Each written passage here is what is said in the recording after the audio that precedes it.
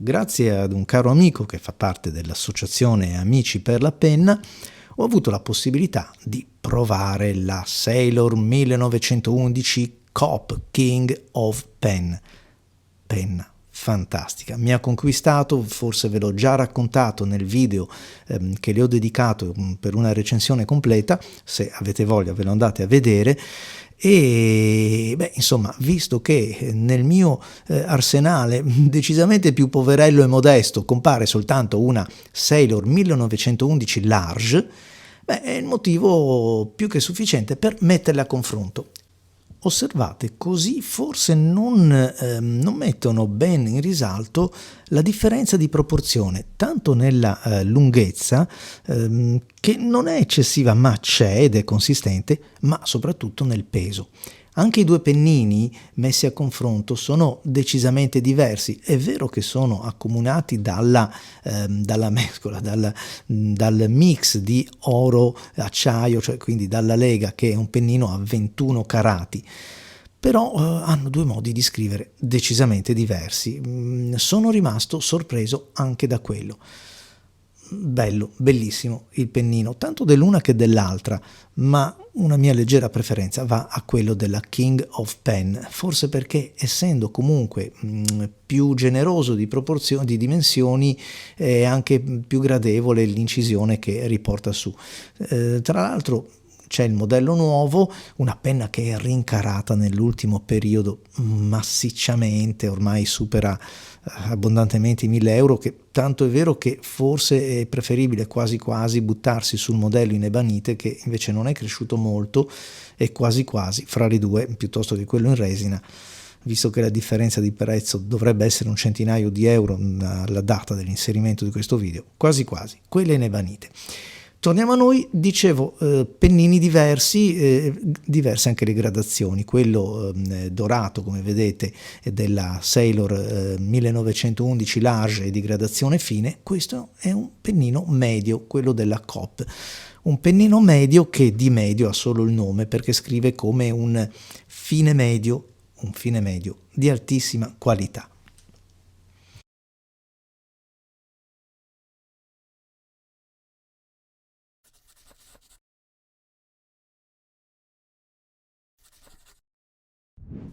Ho caricato le penne con l'inchiostro Montblanc Starwalker, un inchiostro che mi piace particolarmente e che trovo particolarmente adatto a questi pennini, che sono notoriamente molto arrotondati e scorrevoli, e un inchiostro come il Montblanc che trattiene leggermente il tratto, lo riduce di quel tanto, lo restringe di quel poco, scusatemi, che a me lo fa apprezzare maggiormente, ma soprattutto contiene un po' la scorrevolezza.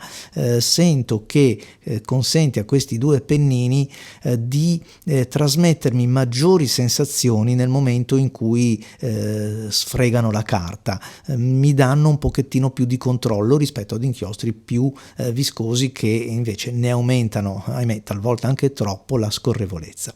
E allora comincio dalla King of Pen, anche se qualcuno dice che Coop, questo acronimo non stia per King of Pen ma per qualcos'altro, però ormai nel linguaggio comune e soprattutto fra di noi appassionati e conoscitori, la Coop è la King of Pen.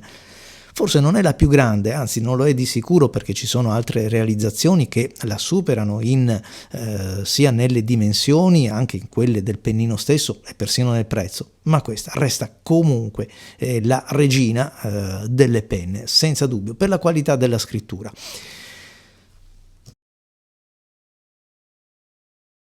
C'è poco da fare, scrive bene. La sensazione è quella di alcuni pennini che sembrano essere simili alla grafite. Non so se avete presente, la sensazione è un po' quella talvolta della matita, non sempre, ma della matita che sfrega la carta. Una sensazione che mi ricordano anche alcuni pennini di Aurora a 14 carati. Come forse vi ho già raccontato nella recensione approfondita, io mi trovo a mio agio con questa penna, ed è tutto sommato anche strano che abbia un controllo o comunque anche un'ispirazione creativa con una penna di queste dimensioni, perché la mia mano non è un granché, predilige penne più piccole, penne soprattutto con sezioni, un'impugnatura più sottile, che è quella che consente di cesellare il carattere, penne più leggere, perché questa penna, come avete visto, ha una filettatura generosa in metallo ed anche un converter all'interno, pesante anche quello, non è un converter in plastica e basta, che sposta comunque il baricentro verso il codale. E quindi diciamo che ci sono tutti gli elementi per bocciarla fisicamente in assoluto, e invece non è proprio così. Non solo, mi rendo conto che mi sono spesso lamentato, e continuo a farlo, un po' della dimensione della 1911 large, che ho sempre considerato un po' grande per le mie dita. Senza dubbio la standard mi casca meglio in mano. Però io mi trovo meglio con questa, a dispetto delle dimensioni, del peso, del pennino più lungo, che quindi mi distanzia di più dal piano scrittura, ovvero mi spinge ad un'inclinazione diversa tra polso, carta e pennino in questa famosa triangolazione. Insomma, ciò nonostante scrivo molto meglio con la Coop, mi trovo più a mio agio, che con la più piccola 1911 large. Prendendo in mano la piccolina, chiamiamola così, cioè la 1911 large, scopro il solito pennino che ho decantato più volte, cioè un 21 carati molto più arrotondato, più amichevole rispetto a quello di 14 carati che equipaggia la standard, ad esempio, e tanti altri modelli. Il pennino a 21 carati è più rotondo, più non si può definire morbido assolutamente, però senza dubbio più amichevole, più disponibile verso qualsiasi finitura di carta, magari non proprio tutte, ma certamente più docile. Beh, rispetto a quello della Sailor King of Pen sembra un pennino approssimativo, un pennino, non voglio usare il termine grezzo, ma gli manca quell'ultima rifinitura per renderlo perfetto. È incredibile, veramente incredibile quanto sia appunto la King of Pen, cioè l'attenzione che viene data a quel pennino rispetto ad una pur formidabile 1911 Sailor Large, perché non è affatto che scriva male, tutt'altro, ci mancherebbe, anzi è una di quelle che è con me da parecchio tempo e non l'ho cambiata, quindi vuol dire che mi ci trovo bene ed ho sempre considerato superiore ad altre, ma messa a confronto diretto con la King of Pen perde su quasi tutti i fronti. Poi è vero, c'è anche il rovescio della medaglia. Sull'altro piatto della bilancia pesa il prezzo, che differenzia molto le due penne stilografiche, perché ci vogliono 400 e rotti euro per la 1911 large e stiamo parlando già di un prezzo molto importante per una penna stilografica, ma ce ne vogliono oggigiorno quasi 3 volte tanti per accaparrarsi la King of Pen.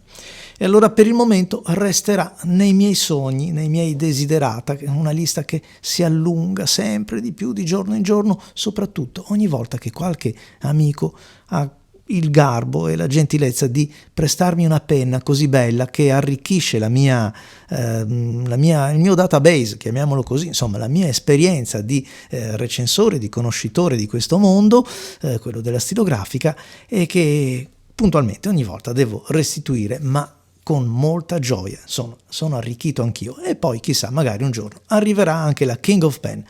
Quindi grazie Daniel, grazie a tutti, ciao amici, ai prossimi video.